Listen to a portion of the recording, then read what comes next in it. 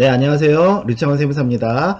네, 이번 시간에는 새롭게 바뀐 임대사업자의 거주주택 비과세 이런 제목으로 말씀을 드리려고 합니다. 우리가 임대사업자 내면 여러가지 혜택들이 있는데요. 그 중에 대표적인 혜택 중에 하나가 뭐예요? 임대사업자 묶어놓은 집 말고 내가 살고 있는 집은 비과세 해주죠? 내가 살고 있는 집. 그래서 내가 살고 있는 집 비과세와 관련해서 한번 공부하시겠습니다. 일단은요, 이게 올해 바뀌었습니다. 바뀐 내용이 뭐냐면 비과세는 해주긴 해주는데 이제 횟수의 제한을 뒀습니다.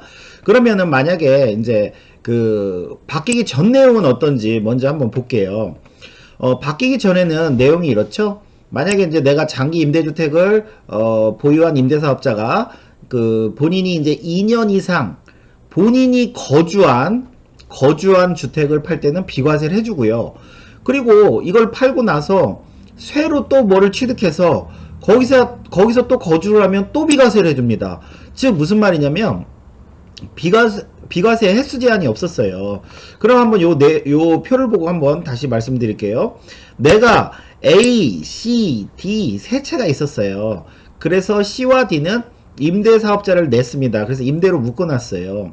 그러면 나는 이제 A에서는 내가 살아야 되잖아요. 그래서 내가 A에서 2년을 살고 팔면 비과세를 해주고요. 그리고 이제 이걸 팔았으니까 또 B라는 새로운 집을 취득해야 되잖아요. 내가 어딘가에 또 살아야 되니까. 그래서 B라는 집을 취득을 해서 여기서 또 2년을 거주를 하면 또 비과세를 해줍니다. 그리고 이것도 팔았어요.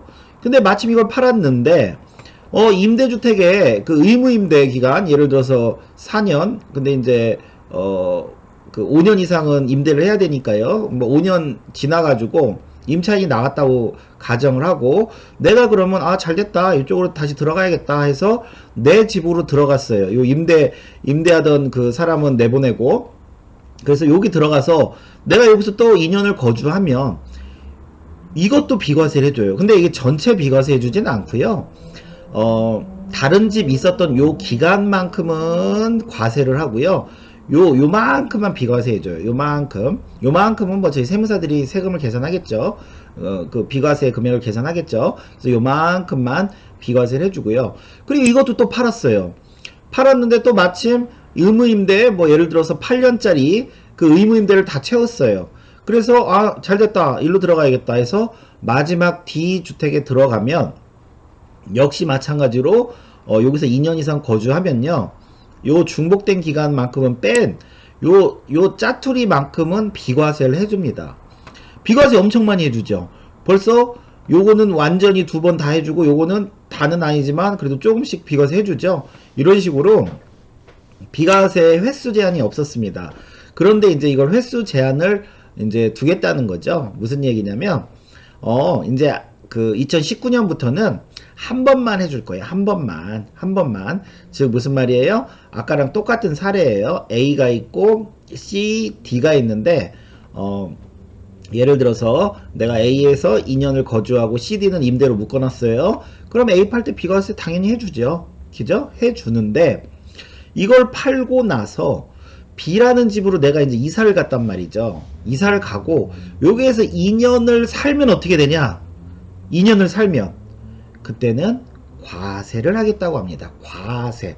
이제 과세예요. 비과세 안 해줘요. 그리고 이제 이거 팔았어요. 팔고 나서 이제 마침 이거 의무임대 기간 지났어요. 그래서 그 세입자 내보내고 내가 여기로 들어갔어요. 여기서 아무리 2년을 거주해도 뭐라고요? 이제 요 짜투리도 다 세금을 매긴다고 합니다. 다 과세를 하겠다고 합니다. 그런데 이 C도 팔고 나서 만약에 내가 D로 들어가면 어떻게 될까요?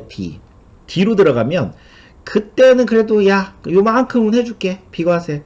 그래서 요만큼은 비과세를 해준다고 합니다.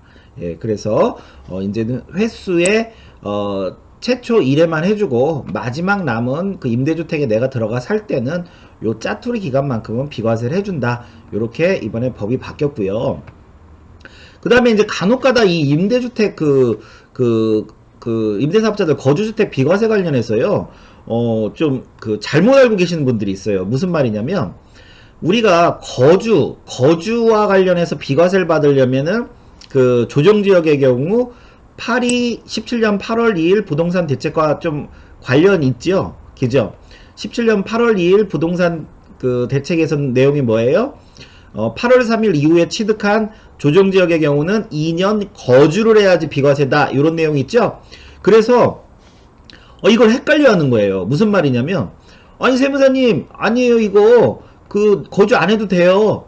나 이거 파리 대책 전에 샀어요. 그래서 거주 요건 없는 거예요. 이렇게 말씀하시는 분들이 있어요. 그거 아니죠. 이거는 파리 대책 이전부터 있던 규정이에요. 즉 무슨 말이에요? 너가 임대로 묶어놨으니까 어딘가는 너 집 살아야 되지 않냐.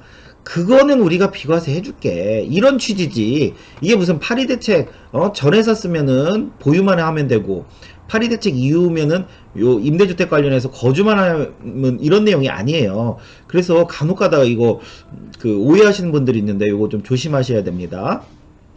그리고 저희가요 그 원래 임대사업자의 어떤 혜택을 보려면 그 이 네 가지를 만족을 해야 돼요. 네 가지. 즉 8년, 그 다음에 시군구청에 등록, 세무서 등록, 기준시가 6억 이하 수도권, 지방 3억 이하를 만족해야지만 이 네 가지 혜택을 볼 수가 있는데요. 이 네 가지 혜택 중에 우리가 지금 보고 있는 임대주택 외 거주주택에 대한 비과세 혜택도 볼 수 있는데, 올해부터는요 만약에 이 5% 임대료나 보증금 5% 이거를 만약에 인상을 하게 되면요 이 혜택 없습니다. 예, 이 혜택 없어요.